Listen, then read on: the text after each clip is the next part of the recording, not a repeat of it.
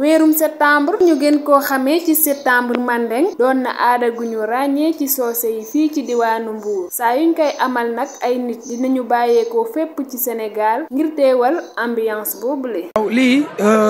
ñu ngi koy woowee kankurang chaque année day am ça fait plus de 100 ans mu ngi am ñun dañoo judd fekk ko fi ak suñuy maam ak lépp ñun judd fekk ko fi mu ngi am chaque mois de septembre lay am. donc képp kuy soose képp ku newul soose yaa ngi fi ñëw nekk fi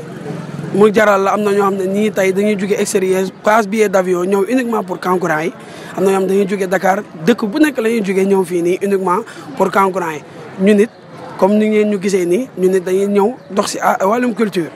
si culture delluwaat cosaanu maam moo tax ñuy def déguisement yi juste pour delluwaat suñu culture mandeng. seetaan si rek kankurang bi ak ambiance ba lii xam nga soo déggee Mbour moom lii moo tax ñu ñëw parce que suñu aada la dafa neex te mooy loolu yaa ma gën a xam waaw suñu fierté la daal. culture Mbour la quoi xam nga waaw cosaanu Mbour la chaque année xam nga heure bu amee da ngay gis waa dëkk yëpp génn waaye nit nekk da ngay jóge ñëw fii ndax kankurang Mbour yi waaw moo waral suñu teewaay fii nii fii si Mbour.